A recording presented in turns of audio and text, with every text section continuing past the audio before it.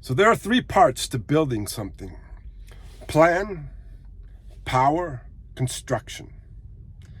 Whether it's a house or a stone axe, the very first tool that the humans ever built, as far as I know.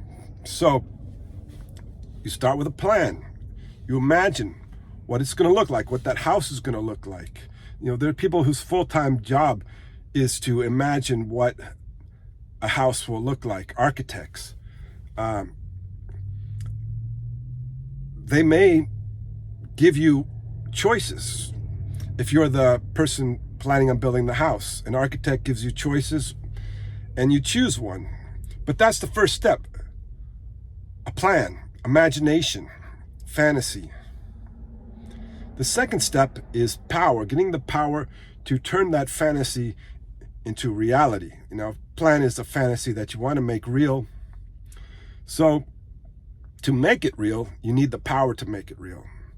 In the case of a stone axe, it's your muscles and rocks and the knowledge of how to hit the rock in the right way, I suppose. So knowledge and muscle are the power you need to make a stone axe. In the case of a house, there are many powers. You need to make a power molecule.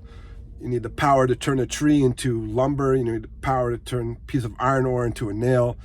The power to hire workers, the power to transport the materials. All of these different types of powers have to come together to make this. But generally, money gives you the power to do all those things, to buy the lumber, to hire the workers. So if you have the money and you have the plan, you can move to step 3, which is construction. You build it and you're finished.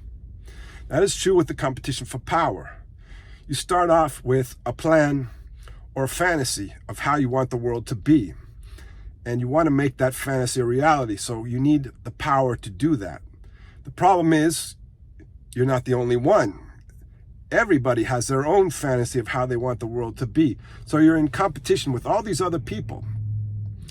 And in order for you to make your fantasy a reality, you have to stop them from making their fantasy a reality, because there can only be one.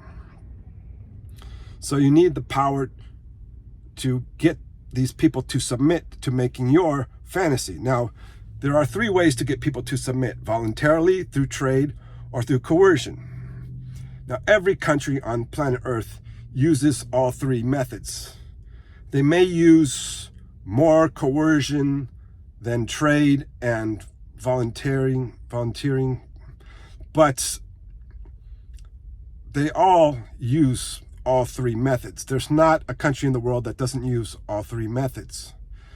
So those are the methods you could use to get people to submit to you and agree to make your fantasy of how you want the world to be. So that's how the competition for power works. Right now, we're competing for the power. We all have our own fantasy of how we want the world to be, and we're trying to get what I call K-power, the power to get people to submit.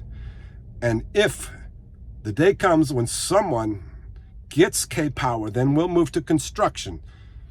If it doesn't happen, we may go extinct, because the only way to end the competition for power is to bring it below 2. 2 is the smallest number you could have and still have a competition. That leaves 1 and 0. Either one individual, one nation, one government ruling the world, or extinction. World submission or extinction. Those are the only 2 ways to end the competition for power. So until that happens, we'll continue to compete